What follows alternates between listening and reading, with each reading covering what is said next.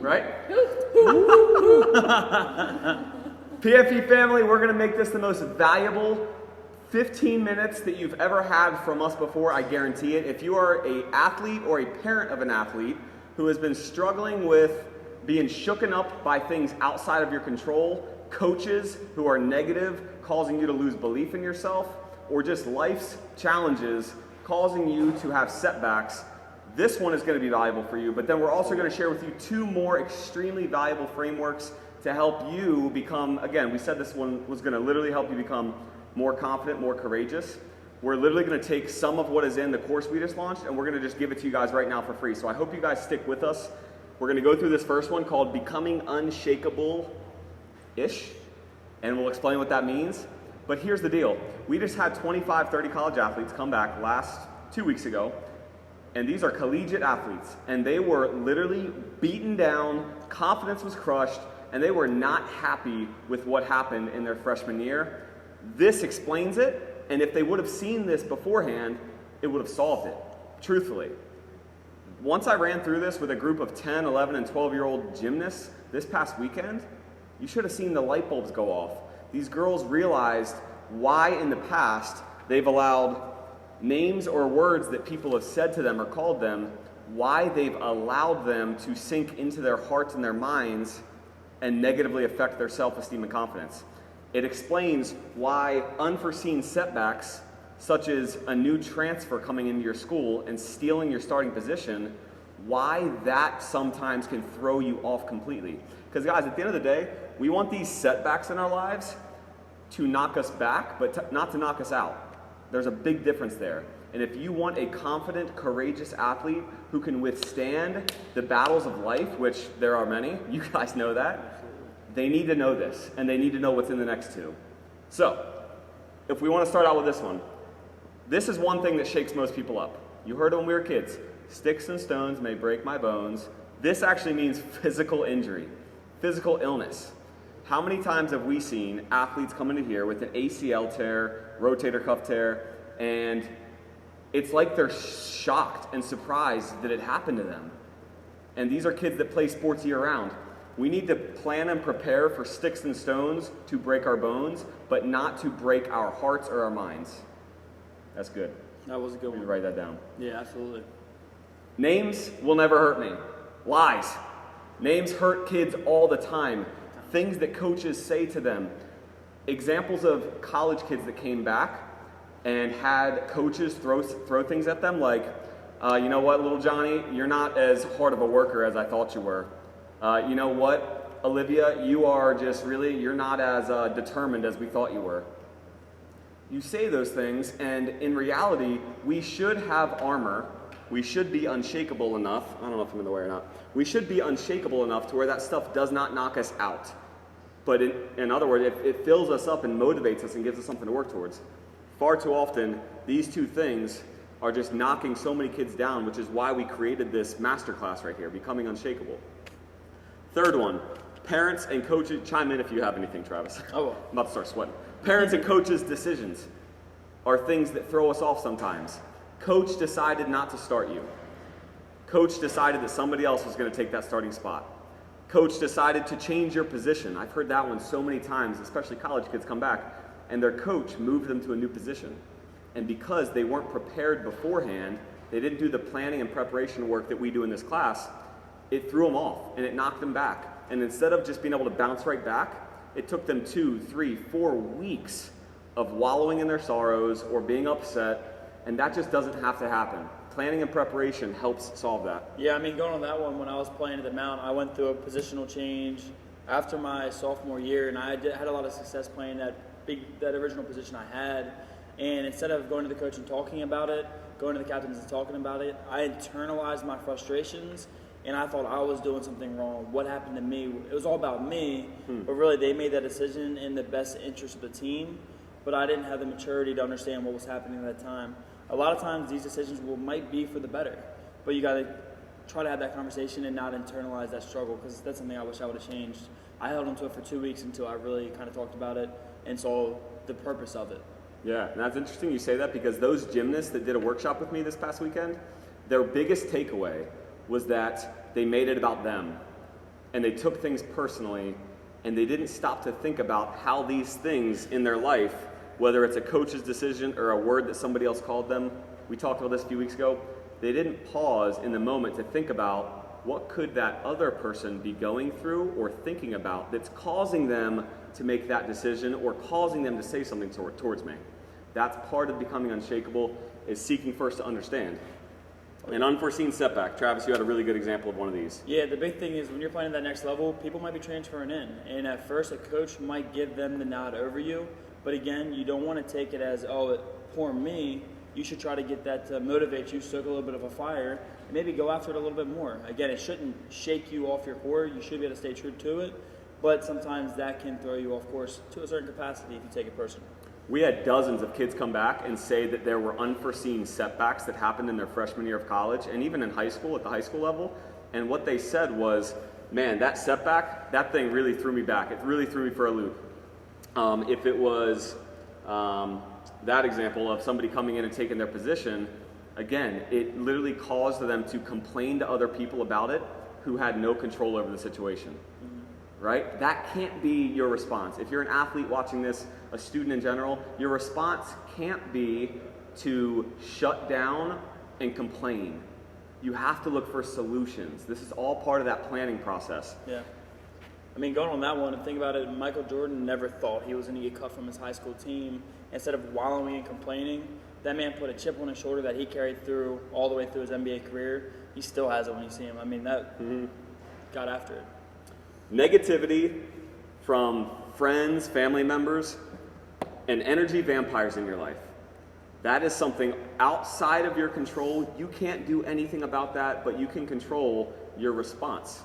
Your energy levels should never be affected by other people's energy levels. Your attitude should never be affected by other people in your life being negative towards you, being overly dramatic.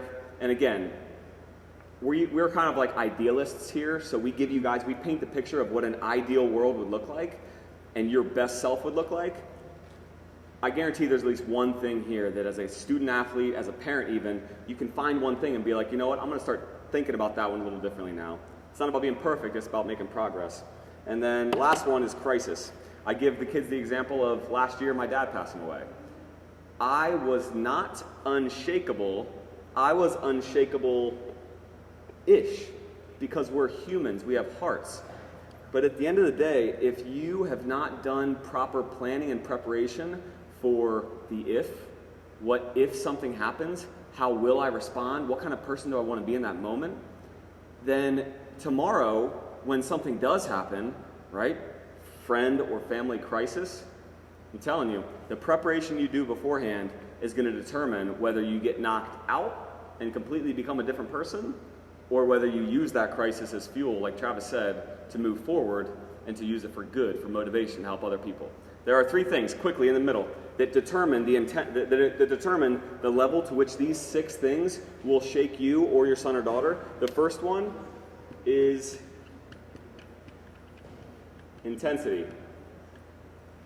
If Travis calls me a dummy, that's probably not going to be that intense. I'm not going to really be shooken up by that. My feelings might be a little hurt. But if Travis says to me he thinks I'm the worst coach in the world and that I talk with my hands too much, just kidding. If he says to me something that really demeans my character and berates me, then it's probably going to be a lot more intense, and I'm going to have to go about this process of being unshakable a little bit differently with a little more focus. Next one is proximity.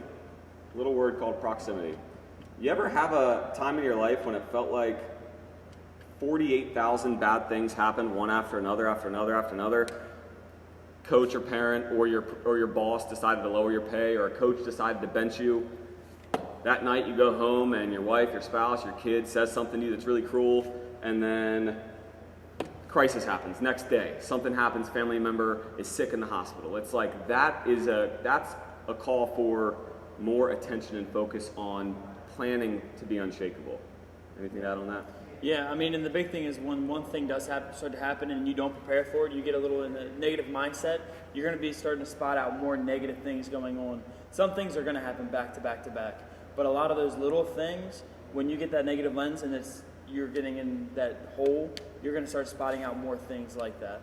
But something's inevitably going to happen close together. Yeah, and like I said, this is a Facebook Live, so we're trying to be respectful of your time. We're trying to fly through this. We can't go in depth on all this stuff. But the last thing is your mindset. So the kid who grew up in a family with parents who got divorced, they went through financial struggles, that kid is going to have a tougher mindset than the kid who really didn't have any challenges growing up and then gets hit with a family crisis. Again, even the kid who didn't have any struggles growing up at all, he can still be prepared properly to be courageous and confident in the face of a crisis if he does some of this work beforehand, right? We can't choose what happens to us. We can only choose how we respond to it. So, this is Becoming Unshakable. This is part 1 of that class. And it will be a game changer. This is a big one. This one, ooh, very high. Actually, hold that real quick. Let me lower this.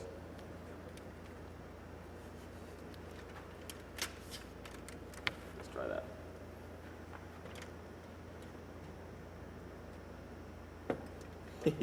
It's a little crooked, whatever. Here we go.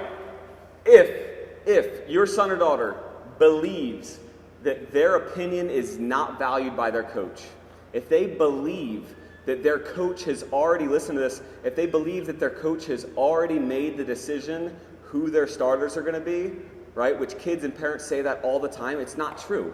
Your coach is going to play the people who are going to help them win. But if your kid believes that, they're going to think, you know what, it's not worth going in and talking to my coach. It's just not worth it. He's not going to listen to me. There's nothing I can do. There's nothing I can do.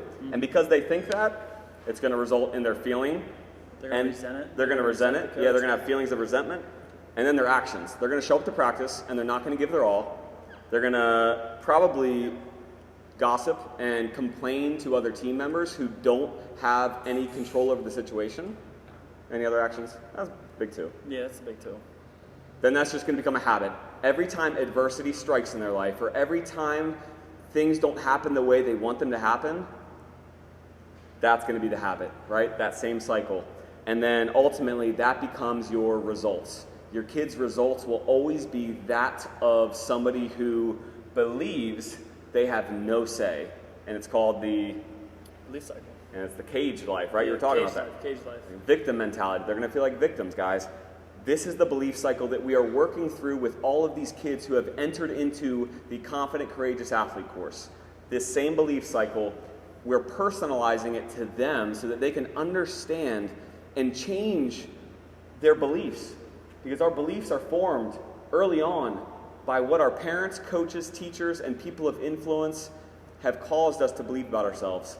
And it is so powerful when I see a young man or woman able to truly change this, because this is step 1. People try to change their actions all the time. This is a New Year's Eve resolution, or a New Year's resolution.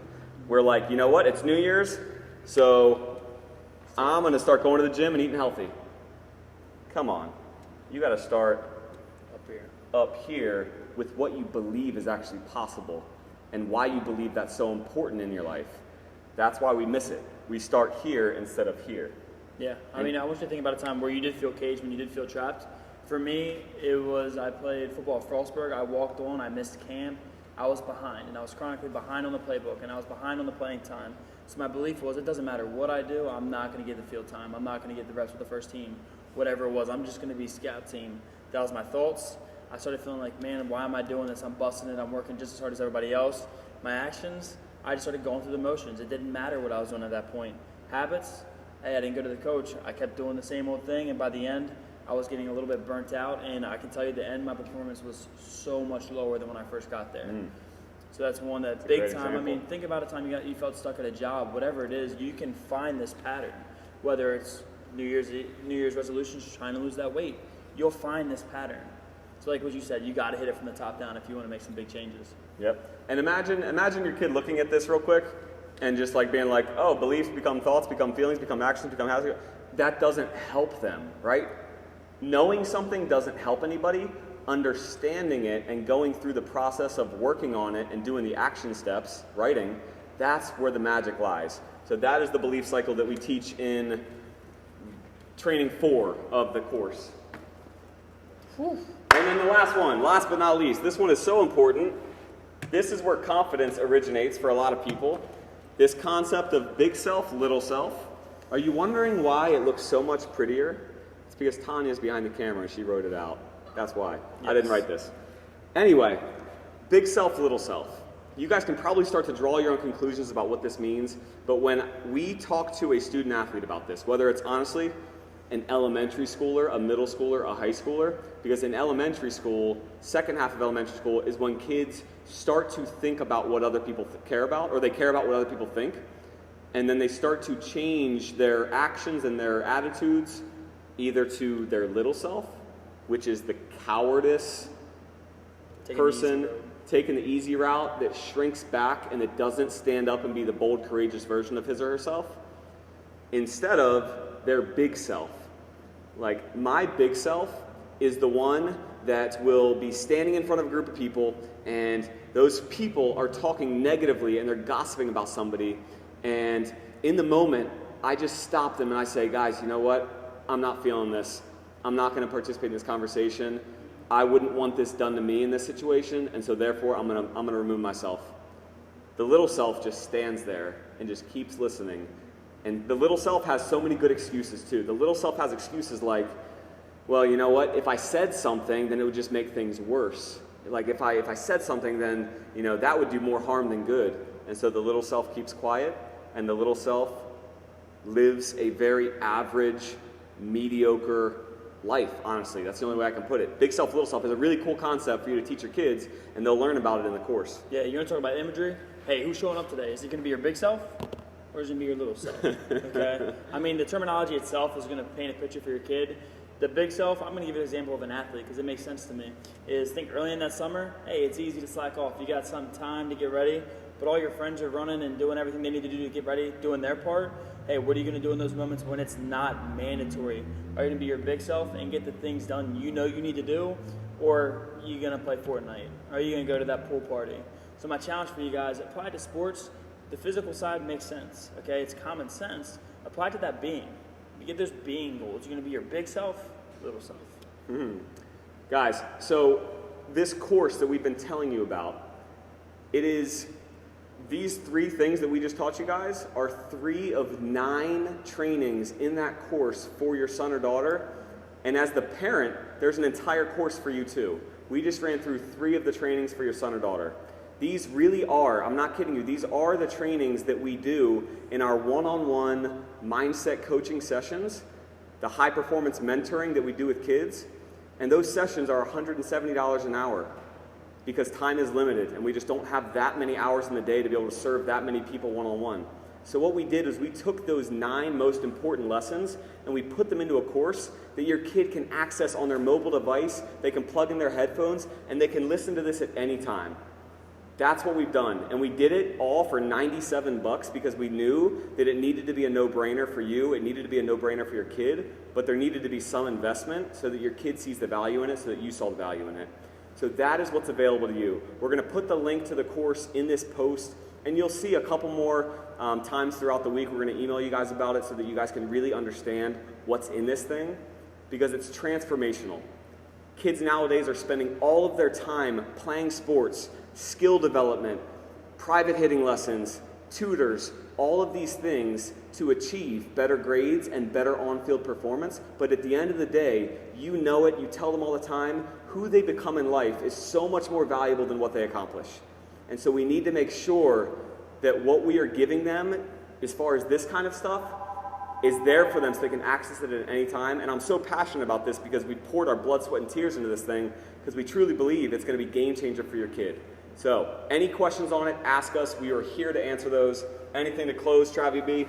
I mean, we're also quick to point out red flags in the sport industry nowadays. What's going on? We're playing too much. Our kids are getting their confidence shook. This will be a game changer for you guys. I promise you guys this will elevate on and off the field, and that's what it's all about.